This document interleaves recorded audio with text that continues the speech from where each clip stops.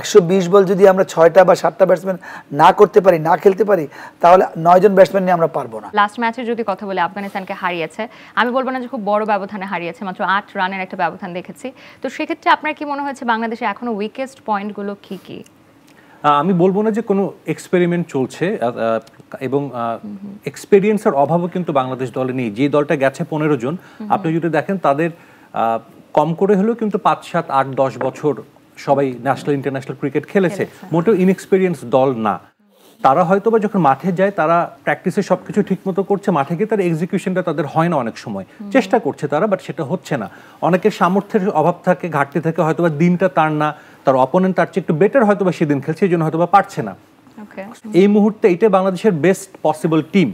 কারণ অনেকেই বলে সাকিব আল হাসানকে, যেমন আমার ফেসবুকে অনেকে লিখে সাকিবকে এখনো ফেরানো যায় কিনা বা এই সেই, হ্যাঁ সাকিব অতীত বাংলাদেশের ক্রিকেটে।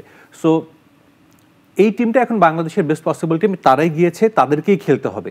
আপনি যেটা বলছিলেন গত ম্যাচে উইক পয়েন্টগুলো, জাস্ট একটাই, মানে উইক পয়েন্ট যেটাই ছিল যে বাংলাদেশ 4 জন বোলার নিয়ে মাঠে নেমেছিল, 5th একজন বোলার কিন্তু ছিল না। আপনার অপোনেন্টের শক্তিমত্তা বুঝে কিন্তু আপনার দলটা সিলেকশন করতে হবে। আমার অপশন, মানে আমার 5th বোলার কে ছিলেন? সাইফ হাসান এবং শামীম পাটোয়ারি। তারা লাস্ট ইন্টারন্যাশনাল ম্যাচে কবে বোলিং করেছিলেন, বা আমি কার এগেনস্টে বল করছি, কোন ওভারে বল দিচ্ছি, এটা কিন্তু টিম ম্যানেজমেন্টের একটা প্ল্যানিং এর ব্যাপার। যখন Liton Das Elco Cable, bringing power to life. সে তো একার দল সিলেক্ট করে না, কোচদের সঙ্গে আলোচনা করেই কিন্তু 11টা সিলেক্ট করা হয়। যখন সে রাজি হয়েছে, তার কিন্তু এটাও প্ল্যানিং এ থাকা উচিত ছিল যে আমি কোন চেঞ্জে আমি এই বোলারগুলোকে ইউজ করব। হ্যাঁ, সো এটা কিন্তু আমার মনে হয় প্রপারলি তারা এই প্ল্যানটা করে মাঠে নামেনি। ব্যাকআপ প্ল্যানটা একটু কম, আমরা ব্যাকআপ কম রাখেছি। আমার মনে হয় ব্যাকআপ প্ল্যান শুধু না, প্ল্যানিংটাই ঠিকঠাক ছিল না। পলিসি, মানে আমি একটু অ্যাড করি সাইদের সাথে, মানে পলিসি আপনাকে মাথায় রাখতে হবে। টি20 ফরম্যাট, হ্যাঁ অলদো এটা আমি মনে করি যদি 50 ওভার্স হতো, 50 ওভার টেস্ট ম্যাচ হতো, আপনি 4টা বোলারকে ঘুরিয়ে ফিরে আপনি অকেশনে বলে পার পেয়ে যাবেন। টি20 এমনিই মার পড়ে, মানে 5টা বোলার নিয়ে মানুষ চিন্তা করে আমাকে একটা ব্যাকআপ বোলার রাখা উচিত পার টাইম। কেন এখানে যে কোনো বোলারই রিমান্ডে চলে আসে, অনেক বড় সাহস দেখে ফেলেছি আমরা। এটাকে সাহস বলবো না, বোকামি বলবো। কেন আপনার টপ লেভেলে খেলছেন, আপনার 5টা বোলার তো মিনিমাম খেলবেনই। আর হয়তো একটা ব্যাটসম্যান বানানোর জন্য এটা করেছে, বাট আমার মনে হয় 120 বল যদি আমরা 6টা বা 7টা ব্যাটসম্যান না করতে পারি, না খেলতে পারি, তাহলে 9 জন ব্যাটসম্যান নিয়ে আমরা পারবো না। এটা আমার পলিসি। এই পলিসি যা হচ্ছিল কি আমার 5টা বোলার তো থাকবেই, ওর মধ্যে একটা অলরাউন্ডার থাকে খুবই ভালো, আর তারপর 6টা ব্যাটসম্যান মোর দেন এনাফ, আর 7টায় তো যদি অলরাউন্ডার থাকে কথাই নেই। ওই যে আপনাকে টপ লেভেলে অ্যাটলিস্ট বোলিংয়ের ক্ষেত্রে, যেমন একটা ব্যাটসম্যানের ক্ষেত্রে কী হয় যে বোলিং ভালো, ব্যাটসম্যান মানে 20-25 রান করতে পারে, ওটা কাভার হয়ে যায়। কিন্তু বোলারের ক্ষেত্রে তো টি20 ফরম্যাটে এটা করাই যাবে না।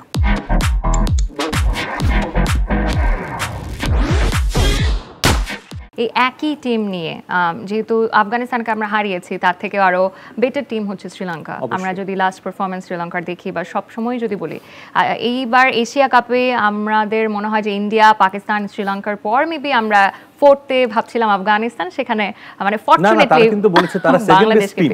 তাদের প্ল্যান ছিল এবার এশিয়া কাপের ফাইনাল খেলা। রশিদ খান কাল ম্যাচের পরে বলেছেও যে লাস্ট ওয়ার্ল্ড কাপে আমরা সেমিফাইনাল খেলেছি, এবার তাদের টার্গেট ছিল অ্যাটলিস্ট ফাইনালে খেলা। সো ডেফিনেটলি তাদের জন্য অনেক বড় একটা ধাক্কা। তারা কিন্তু ভালো একটা প্রিপারেশন নিয়ে এসেছিল, কারণ ইউএতে একটা ট্রাই নেশন সিরিজ হয়েছে পাকিস্তান ইউএর সঙ্গে। ইউএই টিমটাও কিন্তু ভালো টিম, যথেষ্ট ভালো টিম, মানে ভালো করছে, বাংলাদেশকে সিরিজে হারিয়েছে কয়েক মাস আগে। সো ভালো প্রিপারেশন নিয়ে এসেও কিন্তু তারা পারেনি। সো তাদের ব্যাড লাক, কিন্তু এখন একটা নতুন একটা দরজা খুলে গেছে বাংলাদেশের জন্য। আমার মনে হয় যে বাংলাদেশের ভালো একটা সুযোগ রয়েছে। বাংলাদেশ লাস্ট যে এশিয়া কাপ খেলেছিল আরব আমিরাতে 2022-এ, ফার্স্ট রাউন্ড থেকে বিদায় নিয়েছিল, সুপার 4 কোয়ালিফাই করতে পারেনি। তার আগে যে এশিয়া কাপ হয়েছিল 18-তে, সেবার কিন্তু ফাইনাল খেলেছিল, এবং একটা ভাঙাচোরা দল নিয়ে। সাকিব ইনজুরিতে বের হয়ে গিয়েছিলেন, প্রথম ম্যাচেই তামিমের আঙ্গুল ফ্র্যাকচার হলো, সেবার ফাইনাল খেলেছিল। সো আই থিঙ্ক বাংলাদেশ এবারও কিন্তু যেতে যেতে টুর্নামেন্টে টিকে গেছে। সো বলা যায় না, হু নোজ, এবারও বাংলাদেশ ফাইনাল খেলতে পারে, ভালো ক্রিকেট খেলতে হবে।